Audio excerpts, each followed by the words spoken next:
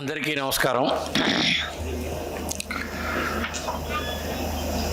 వేదికను అలంకరించిన ఈ గోల్కొండ వ్యాపారి సంక్షేమ సంఘం అధ్యక్షుడు బత్తు రాంప్రసాద్ గారికి, సెక్రటరీ అవసరాల వారికి, మద్రాసు నుంచి బరంపురం నుంచి వచ్చిన ప్రముఖులకు, సభలకు, ముఖ్యంగా ఇలాంటి సభలకు ప్రేక్షకులు అంటూ అసలే రాని ఈ రోజుల్లో ఇంతమంది ప్రేక్షకులుగా మీరు వచ్చినందుకు మిమ్మల్ని అభినందిస్తూ, గోల్కొండ వ్యాపారి సంక్షేమ సంఘం అనగానే గో వ్యాసం అనిపించినాకంటే మనకు అపూర్వమైనటువంటి మనం ఆరాధించే గోమాతతో స్టార్ట్ అయ్యే గో వ్యాసం సంఘంలాగా నేను భావిస్తూ రజతోత్సవ వేడుకలను జరుపుకుంటున్న మిమ్మల్ని ముందుగా అభినందిస్తూ, పున్నంరాజు గారు చెప్పినట్టు మనం ఉన్నా లేకపోయినా వ్యాసుల వారు లేరు, వశిష్ఠుల వారు లేరు, ఎక్కడున్నారో తెలియదు, ఉన్నారో లేదో తెలియదు, లేరని నాస్తికులు, ఉన్నారని ఆస్తికులు ఉన్నప్పుడు రజతోత్సవాలు, వజ్రోత్సవాలు, ఉత్సవాలు అయితే జరుపుతారు కాబట్టి అలా జరుపుకోవాలని ఆశిస్తూ, ఆకాంక్షిస్తూ కొన్ని మాటలు నేను మీతోటి మాట్లాడి వెళ్ళిపోదామని వచ్చాను. వచ్చిన ఒక పావు గంట 2 నిమిషాలకి వయోభారం వల్ల కొంచెం అలా కునుకు పట్టిందో లేదో తెలియగాని కొంగర జగ్గయ్య గారు ఏంటి ఇక్కడికి వచ్చారు అని దవ్వుకుని ఉలిక్కిపడి లేచాను. ఓ బ్రహ్మాండమైన గొంతు దద్దరిల్లేట్టు మాట్లాడుతున్నది, అందులో నా పేరు వినపడుతుంది. ఎవరా చూస్తే ఈ పున్నంరాజు గారు. పైగా అది భూతద్దంలోంచి చూపించడంతో నాకు భయం వేసింది. నేను మామూలుగా ఏదో భాషలో ప్రవేశం తప్ప ప్రావీణ్యం లేని ఒక మామూలు వ్యక్తిని, రిపోర్టింగ్ చేసే వ్యక్తిని నేను. అంటే నేను విన్నది, కన్నది, చూసింది, చదివింది, రాయగలనే కానీ నాకు నిజంగా పెద్దగా భాషా జ్ఞానం వారు ఏదో చెప్పారు. సరే అని స్టేజ్ ఎక్కితే ఒక శ్రీనారాయణ రెడ్డి, ఒక దాశరథి, ఒక శ్రీశ్రీ, ఒక ఆరుద్ర, రుద్ర, శివుడు ఎవరో నాట్యం ఆడుతున్నట్టుంది ఆయన మాట్లాడుతుంటే. ఈ 68 పేజీల పుస్తకం ఇంకా చదవాల్సిన పని లేదు, అంతా చదివేశారు ఆయన, అంతా చెప్పేశారు. ఇలాంటి గొప్ప గొప్ప వ్యక్తులతో కూడినటువంటి ఈ గోల్కొండ వ్యాపారి సంక్షేమ సంఘం నిజంగా రజిత దీప్తి కాదు, ఒక గొప్ప కరదీపిక కావాలి. ఒక్క గోల్కొండ వ్యాపారులకే కాదు, ఒక నియోగులకే కాదు, ఒక వైష్ణవులకే కాదు, ఒక అర్చకులకే కాదు, కేవలం బ్రాహ్మణులకే కాదు, బ్రాహ్మణ క్షత్రియ వైశ్యులకే కాదు, అశేష జనవాహినికి కూడా ఇలాంటివి వచ్చి దాని ద్వారా మంచితనం ప్రబోధించేటువంటి గొప్ప సంఘాలు కావాలి. అసలు ఏమిటి ఈ గోల్కొండ వ్యాపారంలో మనం అని కొందరు, నియోగులం అని కొందరు, గొప్ప గొప్ప పనులు అర్చకులని, వైష్ణవులని, ఇవన్నీ ఏమిటంటే వ్యాసుడు వైష్ణవుడా, వైదికుడా, నియోగా తెలియదు కదా. నాకు అప్పుడు గుర్తుకొచ్చింది, నేను మర్రి చెన్నారెడ్డి మానవ వనరుల అభివృద్ధి సంస్థలో ఉద్యోగం చేస్తున్న రోజుల్లో ఒక 10 బ్యాచెస్ ఐఏఎస్ వాళ్లకు ట్రైనింగ్ కోఆర్డినేటర్గా పనిచేయడం జరిగింది. అందరూ ఐఏఎస్లే. కానీ ఐఏఎస్ శిక్షణ పూర్తయిన 1 ఇయర్ తర్వాత కొన్నాళ్ళు సబ్ కలెక్టరు, జాయింట్ కలెక్టరు, ఒకళ్ళు ఐటీఏ ప్రాజెక్ట్ ఆఫీసరు, ఒకళ్ళు సెక్రటరీ అయ్యి ఏదో గృహ నిర్మాణం, ఇంకోళ్ళు ఏదో ఇంకో చేస్తారు కదా. అంటే మొత్తం నాలెడ్జ్ని పుణికిపుచ్చుకున్నటువంటి ఈ బ్రాహ్మణుల్ని కాలం జరుగుతున్న కొద్దీ నాలెడ్జ్ విస్తరింపజేయాలనే ఉద్దేశంతో ఆ భగవంతుడి ఆశీర్వాదంతో కొందరిని ఇదో ఈ కార్యక్రమం నీ ద్వారా అయితే బాగా జరుగుతుందని చెప్పేసి, ఎప్పుడు మొదలైంది ఏమిటి హిస్టరీ జాగ్రఫీ అనవసరం, కానీ ఫలానా వాళ్ళు గోల్కొండ వ్యాపారులు, ఫలానా వాళ్ళు నియోగులు, ఫలానా వాళ్ళు వైదికులు, ఫలానా వాళ్ళు అర్చకులు, అలా అలా వచ్చింది. అలా వస్తూ వచ్చిన తర్వాత మహానుభావులు ఎందరో ఉద్ధరించారు. అద్వైతమైన మొదలైంది, విశిష్టాద్వైతమైన మొదలైంది, ద్వైతం అని మొదలైంది.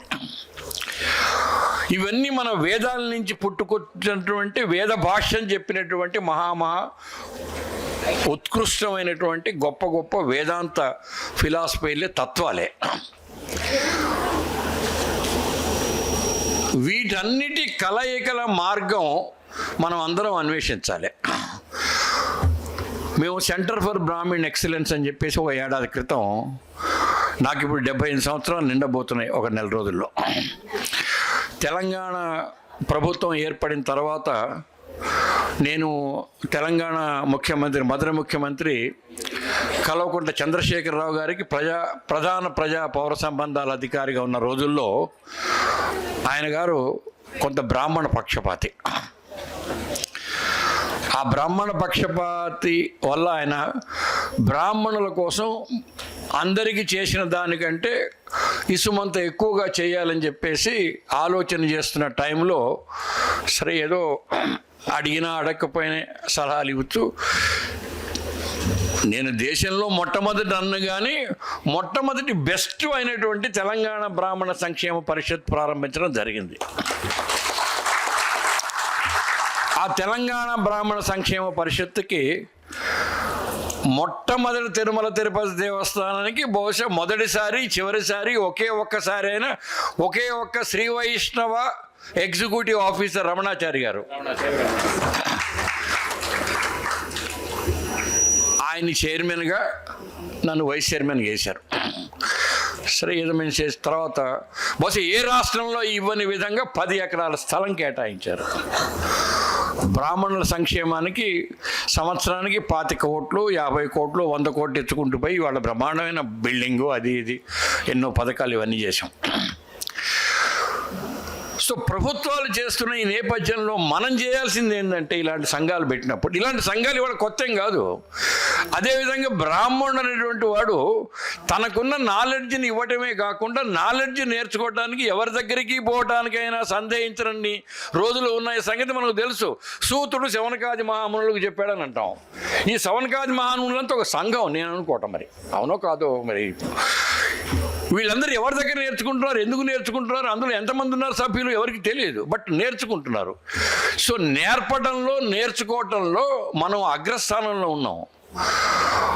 ఇలా నేర్పడానికి నేర్చుకోవడానికి కాలక్రమేణా వచ్చినటువంటి రకరకాల నియోగులైతే, వైదికులైతే, అర్చకులైతే ఎంత ఇంత ఇంత ఇంత ఒక సమాజానికి మనం చేస్తున్నటువంటి కృషి మామూలుది కాదు, చాలా గొప్పది. మన వేద విజ్ఞానం నుంచి ఆనాటి నుంచి ఈనాటి వరకు కూడా మన భుజాల మీద మోస్తున్నాం, మనం వాటిని పరిరక్షిస్తున్నాం. I preserve, protect and defend the constitution చెప్పి ఏ విధంగానైతే రాష్ట్రపతి ప్రమాణ స్వీకారం అప్పుడు ప్రతిజ్ఞ చేస్తాడో, we preserve, protect and defend the వైదిక్ ధర్మ. దాంట్లో శశబిజాలు భేషజం ఏం లేదు. ఎవరు ఎన్నన్నా ఏం చేసినా ఆధ్యాత్మిక ఫాసిస్టులను ఒకటి అంటాడు మనల్ని. గోల్కొండ వ్యాపారి అని పేరు పెట్టుకున్నందుకు వీళ్ళు వ్యాపారాలు చేస్తున్నారంటారు. నియోగి అని పెట్టుకున్నందుకు వీళ్ళు ఊళ్ళు కాజేసి పట్వారీలు అయ్యి అవి చేశారు ఇవి చేశారు మార్చారని కొందరు అంటారు. అర్చకుడుగా ఉండి అందులో వేసిన హుండీలు ఆ డబ్బీలు తిన్నారని కొంతమంది అంటారు. ఎస్, ఇవి నెగటివ్గా ఆలోచించేవాడికి నెగటివ్. రంధ్రాన్వేషణ చేస్తే రంధ్రాన్వేషణే, మంచి అనుకుంటే మంచి. ఆ సావునీరు చదువుతుంటే నాకు ఆనంద బాష్పాలు వచ్చినాయి నిజంగా. ముఖ్యంగా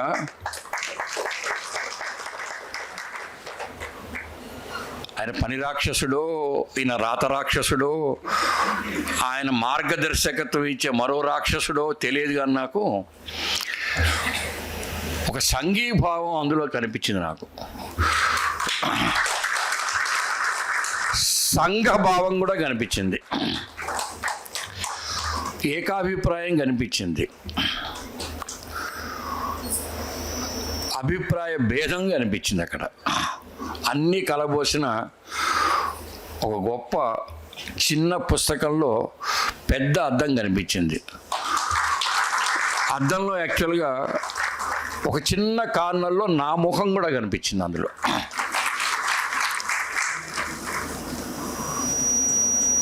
భారతదేశానికి బ్రాహ్మణులు ఎంతసేపు సలహాలు ఇచ్చేవాళ్ళు, లేకపోతే అర్చకత్వం చేసేవాళ్ళు, లేకపోతే ఇట్లా సంఘాలు పెట్టుకునేవాళ్ళు ఏదో అన్నారు. కానీ బిఎన్ శాస్త్రి గారిని ఒక మహానుభావుడు, పేరు విన్నారో లేదు మీరు, శాసనాల శాస్త్రి అనేవాళ్ళు ఆయన్ని. మూసి అని పత్రిక నడిపేవాడు. వారి అల్లుడు గారే కమలాకర శర్మ గారని ఉస్మానియా యూనివర్సిటీ తెలుగు ప్రొఫెసర్గా ఉన్నారు. ఇప్పుడు ఉన్నారో రిటైర్ తెలియదు. వాళ్ళ అబ్బాయి కూడా ఇప్పుడు ఏదో ఉన్నారు. ఉన్నవాళ్ళు కాదు వాళ్ళు. ఆయన మరి ఆయన ఈ శాఖ ఏంటో అయితే నాకు తెలియదు, కానీ నాకు పరిచయం ఉన్న రోజుల్లో కూడా ఉన్నాడు ఆయన. ఆయన బ్రాహ్మణ రాజ్య సర్వస్వం అని రాశారు. మాట్లాడొచ్చండి 10 నిమిషం. బ్రాహ్మణ రాజ్య సర్వస్వం అని రాశారు. అది 1000 పేజీల బృహత్ గ్రంథం. బహుశా ఆయన జీవన భృతి కోసం మొదట్లో రెడ్డి రాజుల సర్వస్వం రాశారు. అప్పుడు అందరూ అడిగారు, రెడ్డి రాజుల సర్వస్వం ఎందుకు రాశారంటే, మరి ఆయన గొప్ప గొప్ప రచనలు ఎన్ని చేసినా ఆయన ద్వారా ఎంతోమందికి పిహెచ్డీలు వచ్చినా ఆయనకు పిహెచ్డీ ఇవ్వడానికి చాలా సంవత్సరాలు పట్టింది. ఆయన చదవని శాసనం లేదు. ఈ తెలుగు రాష్ట్రాలలో ఆయన చదవని శాసనం లేదు. ఆయన తిరగరాయని శాసనం అంటే మళ్ళీ చెప్పని భాష్యం చెప్పని శాసనం లేదు. అసలు ఆయన పేరే శాసనాల శాస్త్రి. మీరు నెట్లో కొట్టి చూడండి, శాసనాల శాస్త్రి. అప్పుడు ఆయన బ్రాహ్మణ రాజ్య సర్వస్వం రాశారు. ఆ రాస్తున్న రోజుల్లో కూడా మాకు పరిచయమే. అందులో మీరు సర్ప్రైజ్ అవుతారు, బహుశా మీరు వినే ఉంటారు. భారతదేశాన్ని పరిపాలించిన రాజులలో 26 మంది రాజులు, మహారాజులు, చక్రవర్తులు బ్రాహ్మణులు. 26 మంది. వాళ్ళలో అన్ని సెక్ట్స్ ఉన్నారు. పరమత సహనం పాటించిన వాళ్ళు ఉన్నారు, బౌద్ధాన్ని ఎంకరేజ్ చేసిన వాళ్ళు ఉన్నారు, శ్రీ వైష్ణవాన్ని స్వీకరించిన వాళ్ళు ఉన్నారు. అప్పుడు ఇలాంటి శాఖలు లేకపోయి ఉండొచ్చు. ఆ మధ్యన ఏదో సినిమా వచ్చింది కదా బాలకృష్ణ, దాని పేరేంటండి? కాదండి, గౌతమిపుత్ర శాతకర్ణి. మావాడు అని అందరూ అన్నారు. మావాడు కాదు, మనవాడు అతను. గౌతమిపుత్ర శాతకర్ణి బ్రాహ్మణుడే అని నేను రాస్తే కాదన్నారు. కానీ బ్రాహ్మణ రాజ సర్వస్వం చూసి తెలుస్తుంది గౌతమిపుత్ర శాతకర్ణి. అలా ఎందరో మహనీయులైన రాజులు ఉన్నారు. పోయింది. ఆ తర్వాత బ్రిటిష్ కాలంలో స్వాతంత్రం కోసం పోరాడిన వాళ్ళల్లో మనవాళ్ళు ఉన్నారు, బ్రాహ్మణులు ఉన్నారు. ఒక్కళ్ళు కాదు, ఒక కుటుంబం మొత్తం స్వాతంత్రానికి అంకితమైన మోతీలాల్ నెహ్రూ, కాశ్మీర్ పండిట్స్ వాళ్ళు, జవహర్లాల్ నెహ్రూ, ఇందిరాగాంధీ, సరే తర్వాత ఎలా అయితే ఉన్నారు. స్వాతంత్రం వచ్చిన తర్వాత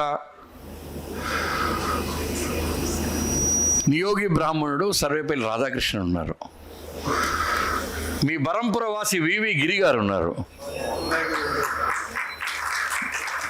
తెలుగువాడు కూడా ఆయన. మీరు తెలుగువారు, బరంపురం ఏముంది అట్లా. మన పాములపర్తి వెంకట నరసింహారావు గారు, ఆయన బర్త్డే ఇవాళ. పాములపర్తి వెంకట నరసింహారావు గారు ఉన్నారు.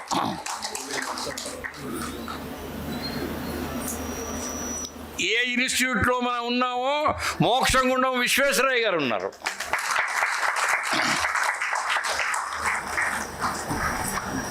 బ్రాహ్మణ్యం, బ్రాహ్మణులు, ఎస్ మేము గొప్పవాళ్ళమే. మాకు గొప్పతనం ఉంది. మా గొప్పతనం పంచుకోండి మీరు, మేము పంచి పెడతాం. మాకు తెలిసింది మీకు చెబుతాం. మాకు తెలవంది సూతుడి దగ్గర నేర్చుకున్నట్టు ఎవరి దగ్గరైనా నేర్చుకుంటాం మేము. మాకేమీ ఇదేం లేదు.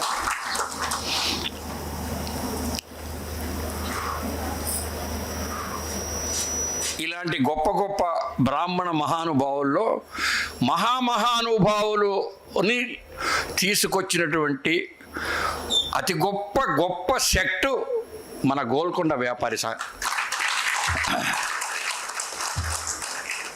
అందులో బహుశా అప్పటికి ఇప్పటికీ ఎప్పటికీ ఎన్సైక్లోపీడియా బ్రిటానికాకు 10 ఇంతలు గొప్పగా చెప్పదగ్గ విజ్ఞాన సర్వస్వం వావిలికొలను సుబ్బారావు గారు యథావాల్మీకంగా 24,000 శ్లోకాలకు 24,000 పద్యాలని గాయత్రి మంత్ర బీజ పూజితంగా రచించినటువంటి ఆంధ్ర వాల్మీకి రామాయణం. మొట్టమొదటగా చివరిగా ఇంతవరకు ఎవరు కూడా చేయని పూర్వకాండలతో సహా ఉత్తరకాండను కూడా యథావాల్మీకంగా రచించిన ఏకైక వ్యక్తి వావిలికొలను సుబ్బారావు గారు, గోల్కొండ వ్యాపారి. ఎవ్వరూ యథావాల్మీకంగా చేయలేదు. మిగిలిన ఎన్ని సొకపోల కల్పితాలే. లక్ష్మణ రేఖలు, అహల్య రాళ్ళు, శబరి పళ్ళు తింటాం, ఇవేవి వాల్మీకి రామాయణంలో లేవు అని చెప్పిన మహనీయుడు. అది సొంత రచన, స్వతంత్ర రచన. వాల్మీకి సంస్కృత రామాయణానికి యథావాల్మీకంగా తెలుగులో రాసినప్పటికి కూడా దాన్ని సొంత రచన, స్వతంత్ర రచన అన్నారు. ఆ మహనీయుడు గోల్కొండ వ్యాపారి. ఈర్ష్యా ద్వేషాలు ఇవాడే కాదు, నిన్న కాదు, రేపు కాదు, ఆ రోజుల్లో కూడా ఉండాలి. ఆ మహనీయుడు టెంకాయ చెప్పబట్టుకొని ఆ ఒంటిమిట్ట దేవాలయాన్ని పునరుద్ధరణ కోసం ఎంతో కష్టపడితే చివరికి ఆయన మీద నిందలేస్తే అక్కడి నుంచి వచ్చి అంగలకుదురు పక్కన నడిగడ్డిపాలెంలో ఆశ్రమం ఏర్పరచుకొని అక్కడి నుంచి ఆ గుంటూరు చుట్టుపక్కల అది ఇది భిక్షాటన చేసి ఆశ్రమం చేసిన తర్వాత ఇవాళ కూడా అంగలకుదురులో 6వ గురువు గారు ఉన్నారు, పట్టాభి గారు. ఎవరన్నా వెళ్ళకపోతే వెళ్ళండి. కోదండరామ సేవక ధర్మ సమాజాన్ని స్థాపించి ఆ గోల్కొండ వ్యాపారుల ఆ పరంపరకు సంబంధించిన వాళ్ళే అక్కడ ఎప్పుడూ గురువుగా ఉంటూ వస్తున్నారు. అందులో ఇప్పుడు పట్టాభి గారు ఉన్నారు. ఉలిచి పట్టాభి సీతారామయ్య గారు, వారి నాన్నగారు కూడా చేశారు అండి. గుంటూరులో ఉంటారు, తెనాలి అంగలకుదురు. నా చిన్నతనంలో 4 ఏళ్ళప్పుడు మా నాన్నగారు 25 సార్లు వాల్మీకి, ఆంధ్ర వాల్మీకి వాసుదాస్ గారు రాసిన రామాయణాన్ని 25 సార్లు పారాయణం చేసిన మహనీయుడు మా నాన్నగారు. అప్పట్లో ఎవరో స్వామి చెప్పినట్టు నాకు కూడా ఏదో లెఫ్టిస్ట్ భావాలు, కమ్యూనిజం భావాలు, మార్క్సిజం అవి ఇవి. ఆ తర్వాత మర్రి చెన్నారెడ్డి మానవ వనరుల అభివృద్ధి సంస్థలో ఉద్యోగం చేస్తున్నప్పుడు మరో మహానుభావుడు ఉండేవాడు నా ఇంటి పక్కన, చిలకపాటి విజయరాఘవాచార్య గారు. ఒకసారి మీరు పిలిపించి ఎప్పుడన్నా ఆయనతో మంచి ఉపన్యాసం పెట్టించుకోండి. చాలా గొప్ప వ్యక్తి. వాల్మీకి రామాయణంలోని 24,000 సంస్కృత శ్లోకాలని బైహార్ట్గా చేసి ఇప్పటికే 123 సార్లు వాల్మీకి సంస్కృత రామాయణాన్ని పారాయణం చేసి ఇంగ్లీష్లో కానీ తెలుగులో కానీ ఎప్పుడంటే అప్పుడు సంస్కృతంలో కానీ భాష్యం చెప్పగల మహనీయుడు ఆయన. ఇవాళ తెలంగాణ రాష్ట్ర ఎండోమెంట్స్ డిపార్ట్మెంట్లో స్టేట్ ఇన్స్టిట్యూట్ ఆఫ్ టెంపుల్ అడ్మినిస్ట్రేషన్కు డైరెక్టర్ ఆయన. తిరుమల తిరుపతి దేవస్థానానికి ధర్మ ప్రచార పరిషత్తుకు 4 సంవత్సరాలు సెక్రటరీగా పనిచేశారు. శ్రీ వైష్ణవుడు బ్రహ్మాండంగా పెట్టుకుంటాడు. ఎప్పుడంటే అది రామాయణం బ్రహ్మాండంగా.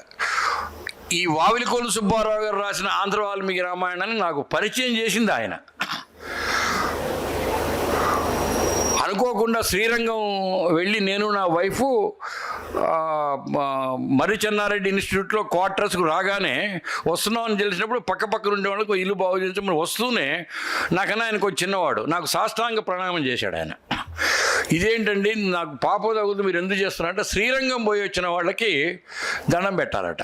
అది తెలియదు నాకంతగా తెలియదు. ఇంకోటి ఏం చెప్పాయంటే శ్రీరంగానికి పోవటం ఎవరికి సాధ్యపడుతుందంటే రాముడు పుట్టిన అయోధ్యలో మనం రాయో రప్పో మనిషో కుక్కో నక్కో పిల్లియో పుడితేనే శ్రీరంగం పోగలుగుతామట. అది నిజమో అబద్ధం నాకు తెలియదు అని అన్నారు. ఎంతమంది మీరు శ్రీరంగం పోయారో పోకపోతే ఇల్లు రండి. అప్పుడు ఆయన ఇచ్చారు. Now you are qualified to read Vavilikolanu Subbarao garu Ramayanam అన్నారు. అప్పటిదాకా నేను రోజు అడుగుతుంటే సరే ఆధునిక సమాజంలోని మానవులకున్న కొన్ని బలహీనతలు నాకు ఉన్నాయి. ఆ బలనీయతల ఆధారంగా ఆయన అనేవాడంటే నువ్వు అపరాచుడివి, నీకు రామాయణ చదివే హక్కు లేదన్నాడు. మంచిదిలే అన్నాను. కానీ నాతో పాటు వచ్చేవాడు, మాట్లాడుతుండేవాడు, మా ఆవిడని చెల్లి అనేవాడు, అది అనేవాడేవాడు. అప్పుడు ఆయన సుందరకాండ ఇచ్చాడు నాకు. ఆయన వాసుదాస్ గారు రచించిన సుందరకాండ మందరం ఇస్తే నేను దాన్ని ఏదో సరదాగా ఆడుతూ పాడుతూ 10 రోజులు చదివిన తర్వాత ఇంత మధురమైనటువంటి భాష ఉంటుందే, ఇంత గొప్ప మాధుర్యం రామాయణంలో ఉంటుందా అని అర్థం చేసుకొని అప్పుడు రాయటం మొదలుపెట్టి 16 సంవత్సరాలు పట్టింది ఆంధ్ర వాల్మీకి రామాయణాన్ని శిష్ట వ్యావహారిక భాషలో సంక్షిప్తీకరించడానికి 16 సంవత్సరాలు పట్టింది. ఆ 6 కాండలలో దాదాపు 5 కాండలు విదేశాల్లో ఉన్నప్పుడే రాయటం కుదిరింది నాకు. ఇక్కడ స్వదేశంలో కుదరలేదు, ఏదో పనులు తాకిడి వల్ల. ఆ మహనీయుడిని ఎంత పరిచయం చేద్దామన్నా కానీ వీళ్ళు కుదరటం లేదు. గోల్కొండ వ్యాపార సంక్షేమ సంఘం పూనుకోండి దయచేసి. అంగర కుదురు వెళ్ళి దయచేసి వారితో మాట్లాడి పూనుకోవటం అంటే అది ఆర్థిక సహాయం కావచ్చు, ఒక మాట సహాయం కావచ్చు, ఒక ప్రచార సహాయం కావచ్చు, ఏదైనా. ఇంతవరకు అది వేదాలు కనుక ఏ విధంగానైతే ఒకళ్ళ నుంచి పోతుందో అట్టనే పోతుంది ప్రస్తుతానికి. ఒక్కటి విషయం చెప్తాను. మనం పుస్తకం రిలీజ్ అంటాం, ఇప్పుడు ఆ సావని రిలీజ్ చేసాం. సావనీర్ రిలీజ్ అన్నారు, ఇచ్చేశారు. ఆ సావనీరులో ఏముందో బహుశా 90% మీకు తెలిసి ఉండకపోవచ్చు. ఏముందో చదివిన తర్వాత తెలుస్తుండొచ్చు. ఏమ రైట్? అంతే కదా. ఆయన రామాయణ మందిరాన్ని అట్ట రిలీజ్ చేయించాలి. ఆయన ఆనాటి ఉద్దండ పండితుల్ని తిరుపతి వెంకట కవులు లాంటి వాళ్ళతో సహా ఎవరు కొక్కొండ ఏవో రాశారు. ఆ పేర్లన్నీ నాకు గుర్తు కూడా ఉండలేదు, ఎందుకంటే నేను చెప్పాక నాకు భాషలో ప్రవేశం తప్ప ప్రావీణ్యం లేదు.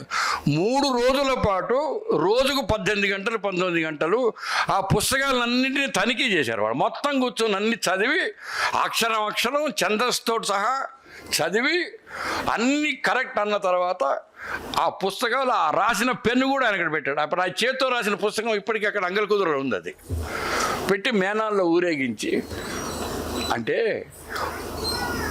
సరే బ్రాహ్మణుడు అవన్నీ, ఒక గోల్కొండ వ్యాపారి సెక్టుకు సంబంధించిన ఒక మానీయుడిలో ఉన్నటువంటి ఒక కమిట్మెంట్ చెప్పడానికి ఒక ఉదాహరణ చెప్పాను. అంటే చాలామంది ఉన్నారు. డాక్టర్ పద్మ గారు ఉండేది ఒక ఆవిడ, డాక్టర్ పద్మ గారని, టి పద్మ గారు, వరంగల్ మెటర్నిటీ హాస్పిటల్లో పనిచేశారు. పెద్ద గైనకాలజిస్ట్ ఆవిడ. వాళ్ళ అల్లుడు గారు ఒక ఆయన గిరీష్ కుమార్ గారని director general of police of Andhra Pradesh, ఉమ్మడి ఆంధ్రప్రదేశ్ చేసి రిటైర్ అయ్యారు. 2 కూతుళ్ళు, రాణి అను ఈ అమ్మాయి పేరు. వాళ్ళు గోల్కొండ వ్యాపారులు అనే సంగతి చనిపోవడానికి ఆవిడ హాస్పిటల్ చేర్చి వెంటిలేటర్ పెడితే వెంటిలేటర్ పీకేసి కాదు ఉన్ననాళ్ళని ఇంటికి వచ్చిన తర్వాత మంచిగా హాయిగా 6 నెలలు ఉంది మంచిగా చక్కగా ఆ పుస్తకాలు.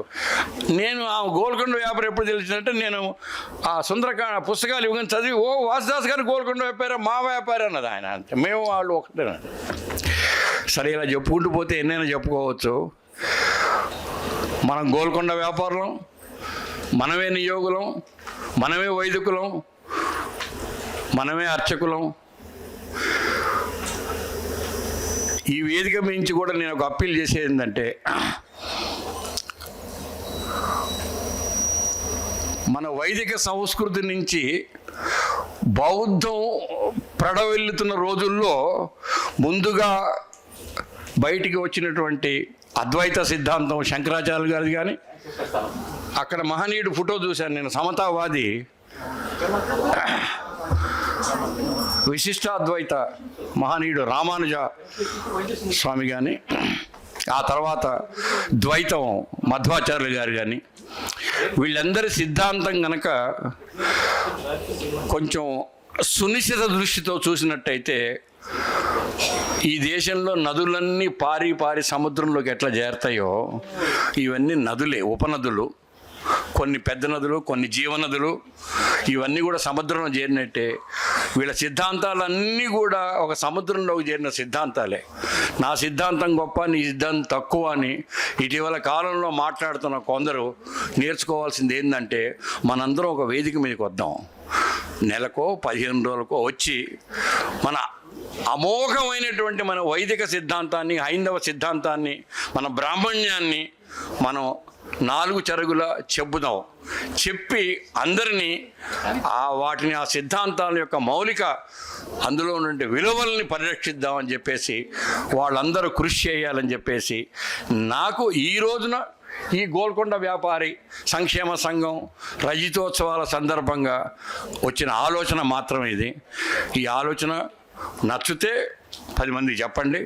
అదేవిధంగా మీ అందరికీ శుభాభినందనలు. మీరు ఇలా రజతోత్సవాలు, వజ్రోత్సవాలు, సిల్వర్ జూబ్లీలు ఏవో అవన్నీ చేసుకోవాలని ఆశిస్తూ, మీరు వయసులో కొంత పెద్దవారు కొంతమంది ఉన్నారు, చిన్నవారు కొంతమంది ఉన్నారు, అసలు నా వయసు వాళ్ళు ఉన్నారు, నాకన్నా పెద్దవాళ్ళు కూడా ఉన్నారు.